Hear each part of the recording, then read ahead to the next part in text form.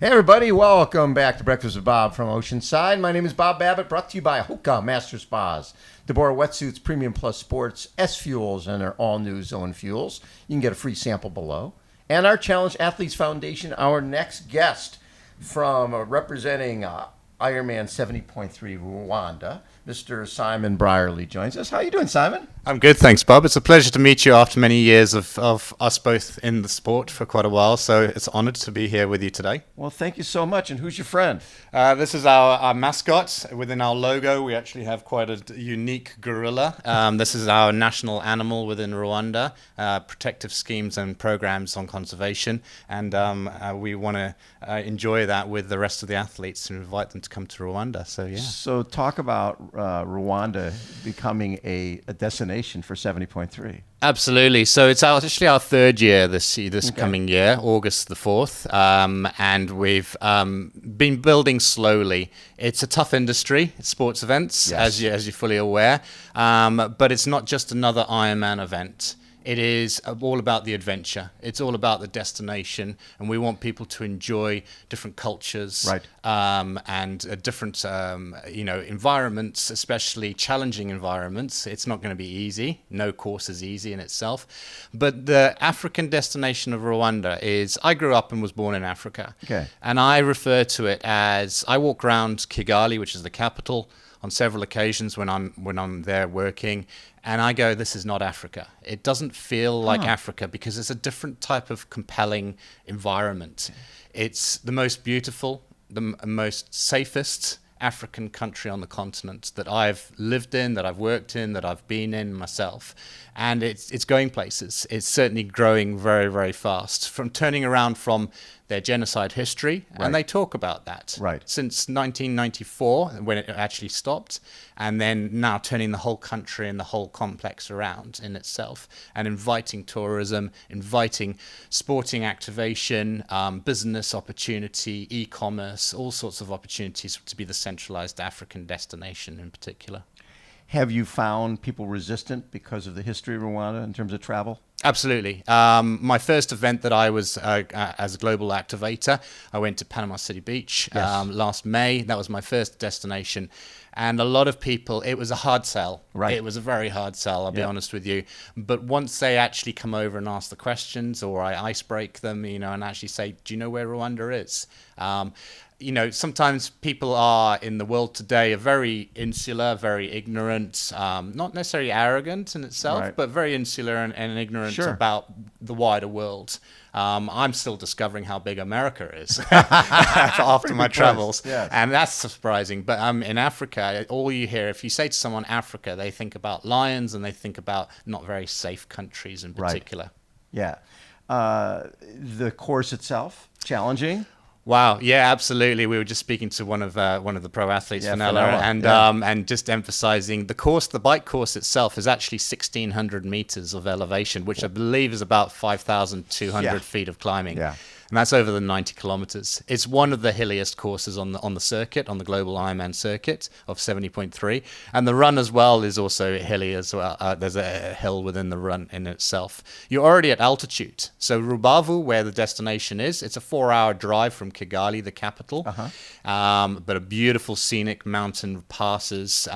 There's speed limits, so that's why it's 4 hours right, to get there. But it's absolutely beautiful to appreciate the countryside in particular. So it's already set at 1,200 meters above sea level. So you are already closer to the sun. It's not hot. It's around about 24, 25 degrees, which I believe is around about, I'm converting here now, 76, 77 Fahrenheit, possibly. Yeah. But if the sun comes out, it feels a lot hotter because you're closer at altitude in that environment. So if people are coming over, obviously you're coming to Africa, you want to do more. The race is great, but you want to make it a trip. Absolutely. What do you recommend? Absolutely. So Africa, when I say to you, Bob, Africa, Safari. Bucket list. Oh, exactly. right. Straight away. Safari is top of the list. But then as we obviously encroached on the gorilla trekking, you can actually go into a program. Every year they have a national naming gorilla day where they have the baby gorillas, which they've been protecting and conservation and involved on that side of things. And they had 220 gorillas named last year. which is amazing. The program is working so well, and this is what we're encouraging people to come in and appreciate these types of conservation programs in particular, and appreciate these exclusive, really these environments which just money can't buy type, experience, and the wow factor of stepping out of those comfort zones in itself. So you've got safari, you've got gorilla trekking, you've also got the chimpanzee program as well, down in the south of Rwanda. There's a lot of coffee being grown in Rwanda, beautiful coffee.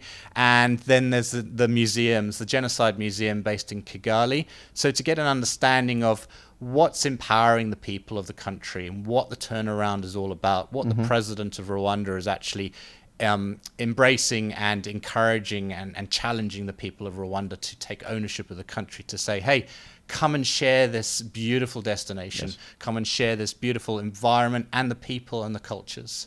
Definitely. So you've been involved with the sport for, 35 years or so? I have. You got into it as a kid? I did. I started in Zimbabwe, actually. Okay. So I don't need to say the name, Paula Newby Fraser. So I started in the swimming pool that she started her career in. God. Wow. I think she'd already won about 4 titles at Kona by that time. So that was when I was 10 years old. I was going to say, we're talking 92, 93, 94 era. Earlier than that. So she won her first title in 86, So it'd be 89 that I started my actual first triathlon, because I was born in 79. So, wow. And it was a mini sprint triathlon. I think it was like a 200-meter swim in a pool based in Mount Pleasant in Harare. And it was we were raising some money for one of the top Zimbabwe triathletes to go to World Championships. She had her bike stolen and her wetsuit stolen, so we were doing a little mini event. And I won it, and my dad turned around to me and said, don't make a habit of it because it's on Sundays and you off to church, and, a very religious background in the family, and fair dues. But my dad was also saying, hang on a minute, he's got something going here, and it just took off from there. I had the opportunity to race because I was studying and schooling in Zimbabwe. So I have a British passport and a Seychelles passport. I was born in the Seychelles, which is an Indian Ocean island. And I had the honor to represent Seychelles on the pro circuit as an Ironman athlete in 15, 16, and 17. So 15. So we're talking pro circuit. You're talking ITU type of things, or you're talking more Ironman distance? So it was Ironman. So I did elite juniors. So actually, my first World Championships I went to was Cleveland, Ohio. In '96 when they had a Junior A and a Junior B category. They did. And that was when the first year of draft legal racing came in. I remember sitting on the banks watching the elite races, and someone with a bed sheet saying no drafting. All the protests came out. we always looked at when the only way we were going to get in the Olympics was to allow drafting. Absolutely. They didn't want officials spectator sport to making decisions, right? So, but all of us, I've never raced what they do in the Olympics. So back then, we looked at the Olympic champion as the first cheater, right? Because they're all drafting. But the reality was we were not going to get in if it was going to be judges were going to be involved. Absolutely. And by '96 we'd already been accepted into the Olympic program for 2000, which was was the goal then for you to try to go to the Olympics? Look, I'd be lying to say it's no. It's always a dream to get. I'm a person that encourages even my own children to seize every opportunity that is laid out in front of you and do start on that start line in the best shape you possibly can. I was a tier 2 pro athlete on the Ironman circuit. So in 2015, 16, and 17, when I was racing, I wasn't going to my sponsors saying, I'm here to win world championships. I'm here to stand on the start line in the best shape I possibly can. And if you want to be part of that journey, then I'd love your support. That's my ethos, and that's how I've gone about most of my racing. I've had a couple of titles at the sprint distance and Olympic distance, and as a junior, I was a lot faster. I broke the hour for a sprint distance individual, non-drafting. That's good. And I broke the 2 hours for Olympic distance, non-drafting as well. So, the times were there, but I was an Uber biker rather than I rode the bike as I had stolen it, and then I ran for dough, as they say, although the dough didn't go as far as 15th on the podium. You were that guy who you get sort of whiplash as people are running by. Absolutely. I mean, I had some good starts. You know, I'll take 5 to 6K behind Jan Frodeno anytime. You know, to finish at the, you know, on that, and that's exactly what happened in Dubai. I was there and I was 5K behind him. So, you know, honoured to toe the line with these professional athletes, right? In itself. So yeah, it certainly was. It's been a great career, and I've seen the sport evolve. I've seen it develop. I've seen it go from my first ever heart rate Accurex Polar night vision watch, you know, all the way to now we've got Wahoos, we've got everything. You got everything in itself, and so the sports is definitely involved, but the training hasn't. The training's always been there. You may hear about the Norwegian style. You may hear about all these different things. It's hard work. It's not any different than what Molina absolutely. and There's no secrets. All those guys, right? Caveman was doing that type of stuff way back when. Absolutely. So it's really exciting. It'll be exciting to see where, I mean, we're here at the first Ironman of the new Ironman series, right? The Pro Series. So it'll be interesting to see where that goes. I still think there's still a bit of tweaking to be done. Of course. There's a lot of competition, PTO series and the Ironman series, but it's really good. I just left racing. I retired from racing when the PTO was formed. Right. And I was a member of that as a pro athlete. And, you know, there was going places. It was definitely going places. It's good stuff. Because it was missing that gap in the support. Well, right now is athletes. A great era to be a pro. Between the Ironman series and the T100 and even Super League and World Tri, there's a lot of where there used to not be options. Yeah. Right. You came out of Olympic and you had to go 70.3 or full because there wasn't really any place else to go, and there wasn't any money anywhere else. So for yourself, I'm assuming it's so expensive to get to Africa, right? For people to get there, but once you're there, it's pretty reasonable for people coming from the U.S. or other countries once they get to Africa. Absolutely. I mean, your U.S. dollar will go, your green note will go a long way over there. And however, it's you're not just coming for the race. No, you're coming for a we're fully aware of yes. that different, you know, annual leave for people from stateside averages 10 days a year, right. You know, or depending on your employer. So it is going to be a holiday. It is, and that's exactly why we're promoting the destination through that. You come and do the race, and if you just wanted to come for the race, you could do it on your own doorstep. Right. There's an Ironman close enough for everyone in the world to take part and travel maybe an hour or 2 hours down the road. Whereas this is the other side of the world.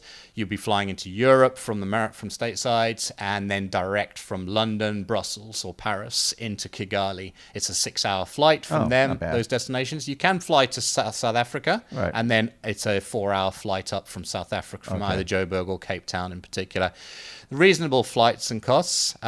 We've actually just opened up our entries. Good. Literally yesterday. Oh, perfect. So went live on Active with Ironman, and we're obviously pushing that out. I'm here showcasing it on the Expo stall. Good. I'm going to be joining Joe Skipper at his little party this afternoon, and doing some promotion there. Love it. But it's really exciting to be able to share the destination, and we can put together bespoke packages for you. So if you're struggling to find out which routes or where to stay or the transfers, we can even put group rates together for you to make it look affordable. It is affordable because it's that experience which you're paying for. Love it. The adventure. Well, and the reason people do races is they want to see the world. Absolutely. And you can see it through doing what you love. Absolutely. Simon, thanks for taking time, and best of luck with the event. I'm sure it's going to be successful. Pleasure, and good luck to everyone this weekend. Love it. Yeah, it's going to be a good race. It's going to be awesome. Simon Brierley has been our guest. Again, we're talking 70.3 Rwanda. If you're looking to travel the world, it's a great place to start. Again, Breakfast with Bob from beautiful Oceanside. Hold on. We'll be right back.